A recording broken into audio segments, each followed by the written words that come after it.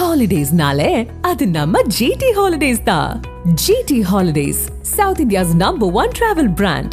You know you are special when you're with GT Holidays.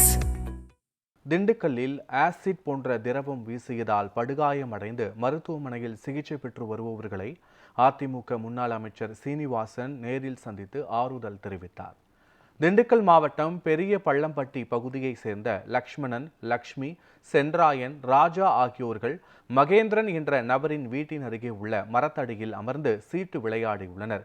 இதில் வீட்டின் அருகே அமர்ந்து சீட்டு விளையாடக்கூடாது என்று மகேந்திரன் கூறிய நிலையில் மகேந்திரனின் பேச்சை கேட்காமல் 10க்கும் மேற்பட்டோர் அங்கு சீட்டு விளையாடியுள்ளனர்.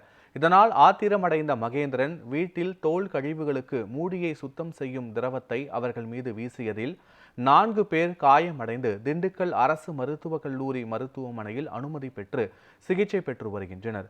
இதுகுறித்து காவல்துறையினர் வழக்கு பதிவு செய்து விசாரணை மேற்கொண்டு வருகின்றனர். நம்ம ஊரில் திண்டுக்கல்ல பெரிய பள்ளப்பட்டியில் சீட்டு விளையாடுறதை கண்டித்து கேட்டதுக்கு திரு மகேந்திரன் என்பவர் திமுக ஆளுங்கட்சியை சேர்ந்தவர் ஆசிட் எடுத்து ஊற்றிருக்கிறார் சொன்னால் ஆளுங்கட்சியில் அராஜகம் எப்படி அழுத்த விட்டுக்கப்படுங்கிறது நீங்கள் பார்த்துக்க ஒரே உதாரணம்.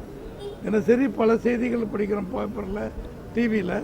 ஆனால் கண் முன்னால் அது தவறுக்கு தட்டி கேட்டதுக்கு ஒரு மோசமான சூழ்நிலையை திமுக காரங்க செஞ்சுருக்காங்க. மகேந்திரன் என்பவர் கைது செய்யப்பட்டு இன்றைக்கு காவல் நிலையத்தில் வைக்கப்பட்டிருக்கிறாங்க.